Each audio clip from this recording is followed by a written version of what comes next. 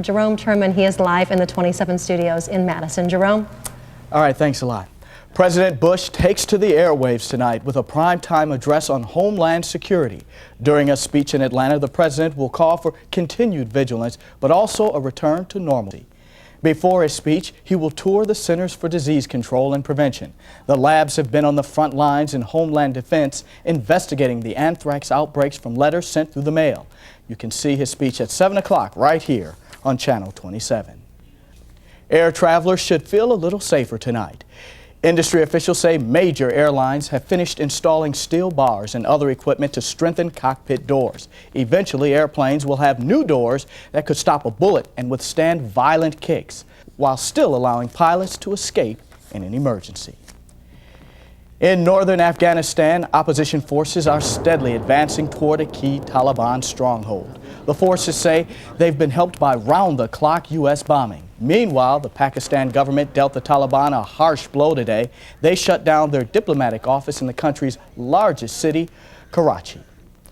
Remember, we'd like to answer your questions about America's fight against terrorism. Just go to our website at WKOWTV.com and click on the America Fights Back Q&A link. Tonight at 10, 27 News anchor Monique Lavin will answer a question from Mr. Jack Keys. He asked, why has the U.S. been able to use satellites to locate fault lines in the United States, but it can't find bin Laden's caves in Afghanistan? The answer at 10. Well, there's no doubt the last 2 months have been incredibly stressful for Americans. 27 News reporter Shannon Piet explains how in times of stress, while some turn to their faith, others open their fridge. Now, health experts say the #1 reason of diet failure is stress. Well, despite travel jitters after the attack on America, many Americans will still drive this Thanksgiving. AAA predicts overall holiday travel will drop only 6% compared to last year. Around 87% of travelers will go by car, the highest percentage ever recorded by AAA. Officials say that number is boosted by an expected drop in air travel. It'll cost more to keep roads clear of snow and ice this winter. That's because salt prices have increased by as much as 25%. Officials say last year's harsh winter pushed salt mining to capacity. Hundreds of Janesville auto workers will be temporarily laid off next week. That story is from our Rock County newsroom tonight. General Motors says 2 plants will be shut down from Monday to Thursday to adjust inventory levels. About 850 workers will be laid off. The plants make GM trucks and Isuzus. Those are today's top stories. Let's send it back out to Wendy and Monique in our town, Columbus. Has your top stories. Jerome? All right, thanks a lot, Monique and Charles. A crime in the midst of 70,000 football fans remains unsolved tonight. And in one way, that's no surprise. It was a theft at Camp Randall Stadium, and thefts happen every day. But as 27 News reporter Tony Galley tells us, this theft happened to someone who could least afford it. Since the referendum failed Tuesday, the Milton School District says the next round of budget cuts will be tough. 27 News Rock County reporter Portia Young joins us from our Rock County newsroom with more. Thanks a lot, Portia. Family-owned Mott's Paint of Madison is selling its company to nationally known Sherwin-Williams of Cleveland, Ohio. Mott's has been manufacturing paint in Wisconsin for 80 years, but says the legal cost of fighting a lead paint lawsuit by the city of Milwaukee forced it to sell its business. The lawsuit dates back to the 1950s when Mott's and other companies used lead-based paint before the hazards were known. In other business news, a top Rayovac executive has resigned. Randall Stewart is leaving to be closer to his children in San Diego. He served as the Vice President of Administration and Chief Financial Officer for the Madison-based company. Rayovac's current president, Kent Hussey, will assume its duties. And that's it from the 27 Newsroom. Let's send it back to Monique and Charles live in our town, Columbus. All right. With the recent tragedies in New York and Washington, D.C., the nation has been shrouded in darkness. But the true American heroes have been a glimmer of light. Well, we have some real-life heroes right here in Wisconsin. Every Monday through November, you will hear one person's special story. Tonight, we have the story of our first Wisconsin hero. Dad, did we ever tell you that you are our hero? In a time of terror, a hero emerges. Just think of all the wonderful things you did. In a time of fear, nobility steps from the shadows. Putting out fires and saving kids. For years, one local man has stepped up in the time of need.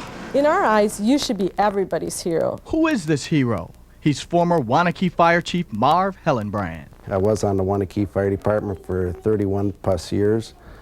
I've seen some sad times and I've seen some good times. When you do have a call, like at night when that pager goes off, maybe at 2 o'clock in the morning when it's 20 below, our heartbeat just goes up a little notch because we don't know what's inside, especially when they say they don't know if the occupants are out or not. We can't explain how proud we are of you, and Mom too. With his wife Marlena by his side, he can now enjoy family gatherings without interruption.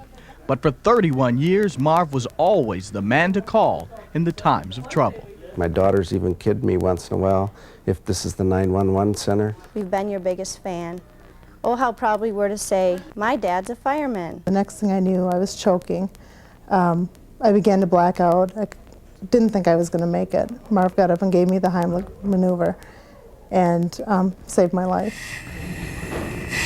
Not only do individuals have Marv to thank for their lives, but an entire community can look to the former fire chief for vital, life-saving equipment on the fire department. The Carnsider photo imaging or heat sensor where firefighters can look through the heat, pick out bodies. Marv took the bat and the ball and went out and started promoting it.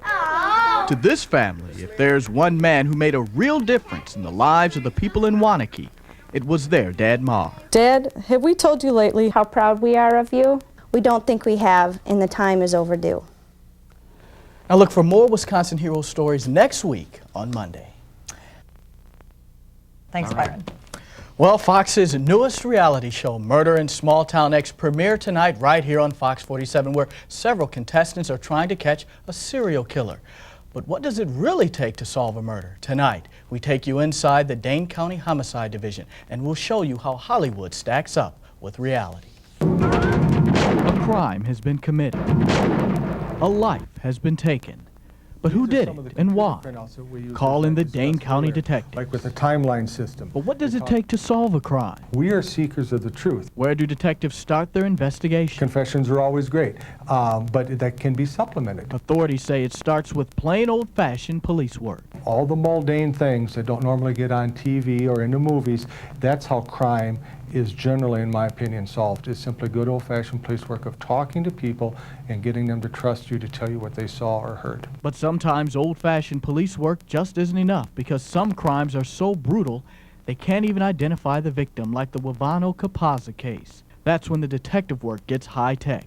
Using state-of-the-art software, computers can generate an image of the mutilated victim. The ability to take somebody's picture and show age enhancement over a period of time can greatly enhance the investigators or jar somebody's memory to try and remember something that they saw, or maybe somebody who looked like that. After hundreds of hours of investigations, sleepless nights, and weeks away from home, detectives can start to compile a list of the murder suspects. If it leads towards a husband, then we narrow the focus in that direction for the next day. Not only to put somebody into the investigation as a suspect, but also to eliminate people as suspects as well. Detectives say after months of investigating, there's no greater feeling than to know they got the right person and to be able to bring closure to the victim's family. What makes you feel really good inside is, this is the whole reason you enter law enforcement, and it's just satisfying that you can help somebody in that situation. Helping people and feeling good about chasing down criminals. Even Hollywood knows that's a good ending. Now, Dane County detectives say most of the Hollywood murder mysteries are sensationalized and do not accurately focus on what it really takes to solve a crime. They say it boils down to knocking on doors and talking to witnesses, all the things that Hollywood just glazes over. And Lisa, it's amazing how much time and effort the detectives have to put in to solve a crime. I bet, and sometimes they never get solved. That has to be This is frustrating. true. Yes, it is.